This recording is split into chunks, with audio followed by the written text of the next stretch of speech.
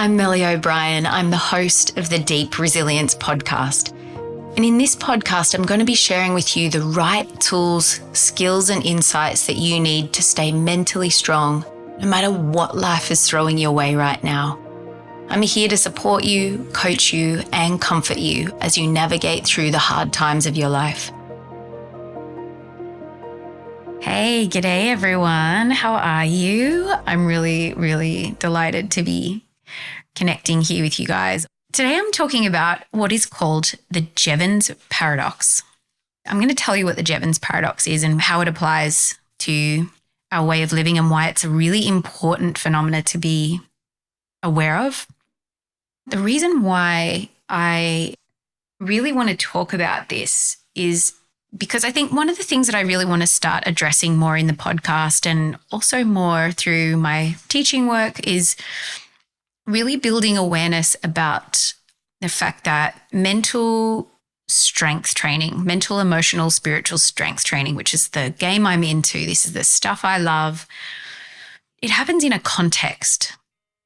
There's a saying, no man is an island, and that's true. And one of the principles of mindfulness is actually that we're interconnected with all things in this delicate web of interconnection with all life. We are not an island. We are affected by the environment, the culture, the historical period we're in, the people we hang around. We are living in a world today that Gabor Mate, in his amazing work, he talks about us living in a toxic culture. The modern world that we're living in is having a really big impact on our mental well-being. And as time goes on, I'm becoming more and more aware of really addressing and talking about how do we navigate a world that is not healthy and sane. You know, there's an old quote from an Indian philosopher, Krishnamurti, and he says, it's no measure of health to be a well-adjusted person in a profoundly sick society. So I'm starting from here and a paradoxical truth about our modern Western life. So I want to tell you a story that kind of illustrates this. It's a beautiful story about a Mexican villager and a tourist. So little sleepy village in Mexico. And one of the local men there is half asleep, hanging out by the sea. An American tourist approaches him and they start chatting. And at a certain point, the tourist asks, so, what do you do for a living? And the fisherman replies, I work very hard, actually. I'm a fisherman. And the tourist replied, oh, wow, yeah, you must be really busy. That's quite hard work. Oh, yeah, I work a lot, says the Mexican. So how many hours do you work every day? Well, I fish for 2 hours, says the Mexican, every day. And the tourist is confused. He's like, 2 hours? It's not actually very busy. What do you do with the rest of your time? To which the local fisherman replied, well, I get up late. I fish for a couple of hours. I play with my kids for a while, and then I take a nap with my wife. And then in the evening, I usually go out with friends to drink a few beers and I play the guitar. And the American tourist reacts kind of angrily, like, what do you mean? You only work 2 hours? What are you doing? And the Mexican just said, I don't understand the question. What do you mean, what am I doing? The tourist goes, why don't you work more? If you did, you'd have a way bigger boat. And in a couple of years, you could even have a fleet. And the Mexican said, but what for? Well, later you could set up a factory here and, have a really successful business. The Mexican replied, yeah, but what for? Well, eventually you'd be making a whole bunch of money. You could set up an office, you could hire other people, and you could really be the fisherman in this area. And years later, you could even open branches in the United States and Europe. Yeah, but what for? Said the Mexican. Well, your company shares you could even get listed on the stock exchange. Like you could be so successful. You could actually be an immensely rich man, provide for your whole family, change your village. And the Mexican just squinted at him and asked again, yeah, but what exactly is the point of all that? Well, replied the tourist, I mean, it's so obvious. When you are, I don't know, like 60 or 65 years old, then you can retire quietly, come here and live in this village, get up late, fish for a couple of hours, play with your grandchildren, take a siesta with your wife, and then go out in the evening with your friends to drink beers and play the guitar. It's a funny story. And it's also kind of confronting for many of us Westerners, because if you really pause to take in this story, you also kind of come face to face with just how easy it is in our culture. I'm not American, I'm Australian, but it's a very similar culture, to slip down the slope of quote unquote progress or quote unquote success without really deeply, honestly, and wisely looking at the big picture, what you authentically want. Not what society wants, not what your parents want, not what the culture wants, not what anyone wants but you, what you authentically want, what authentically makes you happy, what your true priorities are. Many of us lack wisdom in this domain. So how does this relate to the Jevons Paradox? So Jevons Paradox is named for the 19th century English economist named William Stanley Jevons. And he noticed that as steam engines powered by coal became much more efficient, actually Britain started using more coal. It increased rather than decreased. And this paradox still exists today.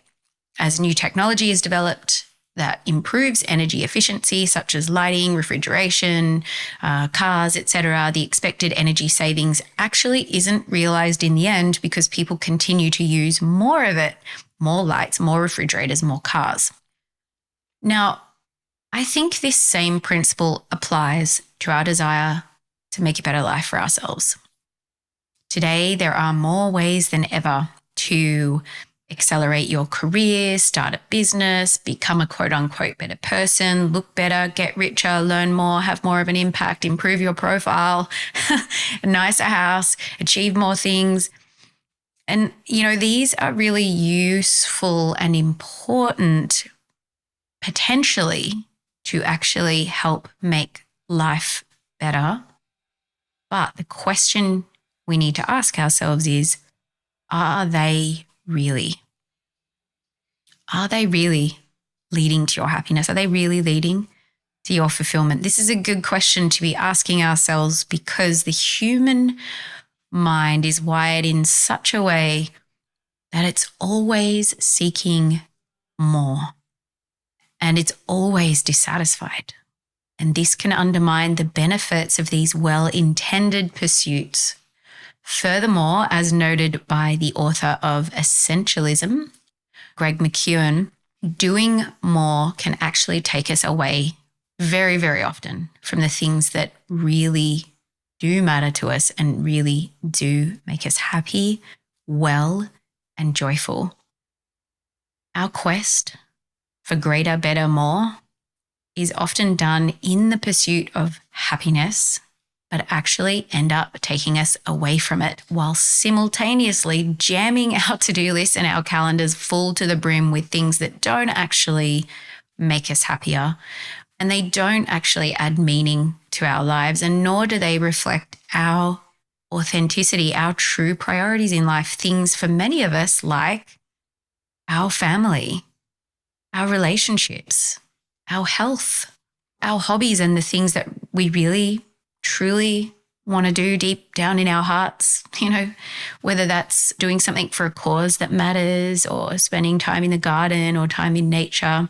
So the paradox to be really wary of here is that just as the latest renewable energy technologies right now in the world are not resulting in a decrease in climate change, pursuing ever more busy activities designed to make ourselves and our lives quote unquote better can lead actually to greater stress, dissatisfaction, and disconnection with the things that really matter. Let's get to the heart of the problem. The problem is not the technology.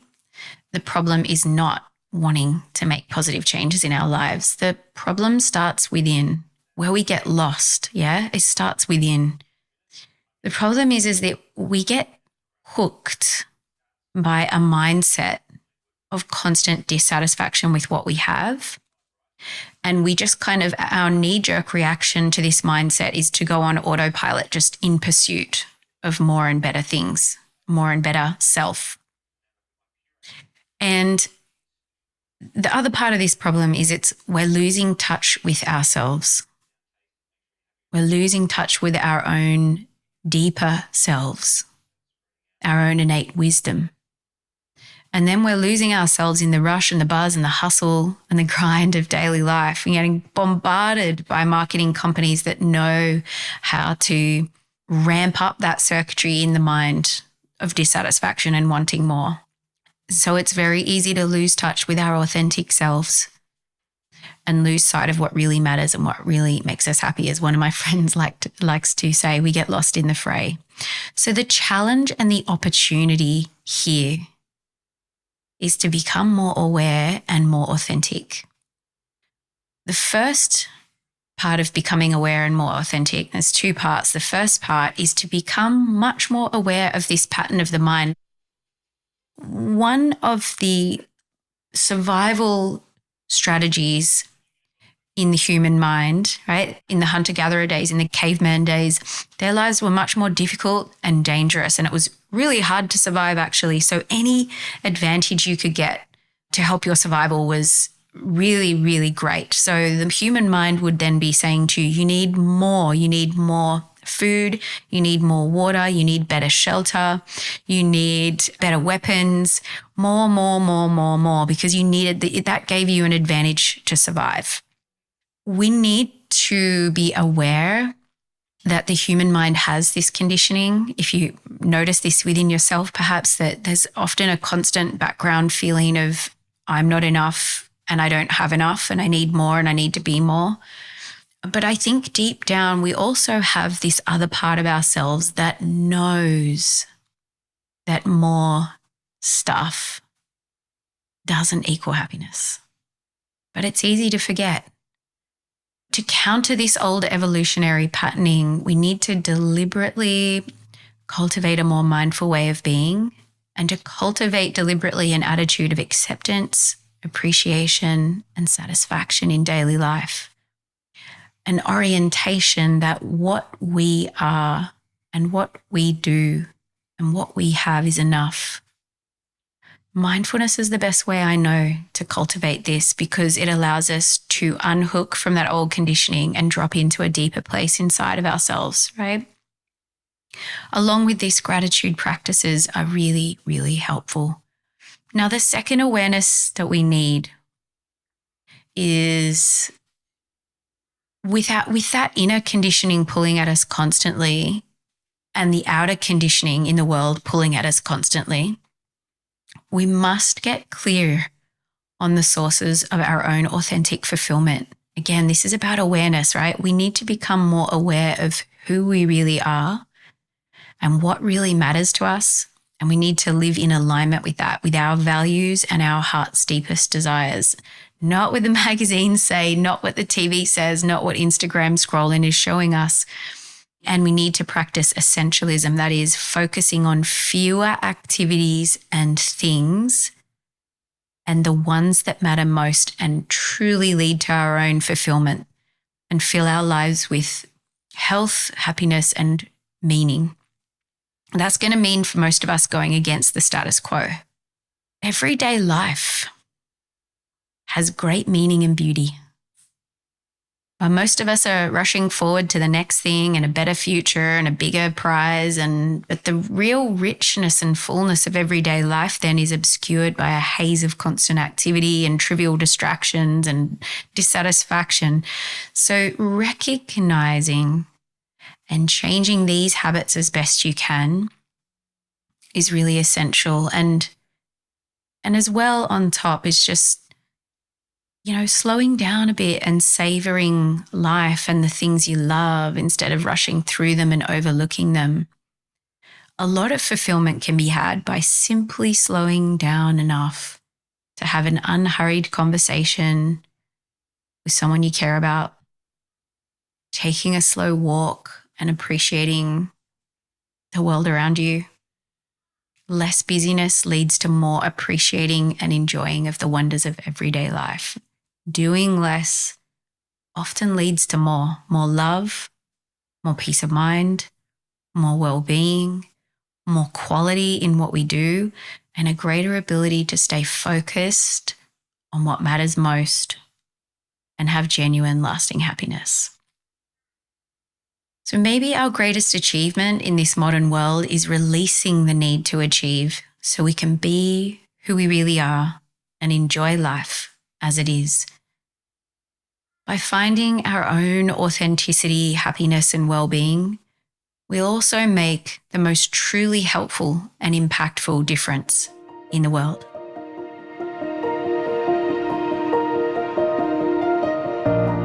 So I hope this podcast has been helpful for you. Our practice in the week ahead is to be aware of the Jevons Paradox, to cultivate appreciation and mindfulness in our lives, and to really embrace our own authenticity, trust that we are the ultimate authority on what's right and good for us, and to follow the path towards genuine peace and fulfillment.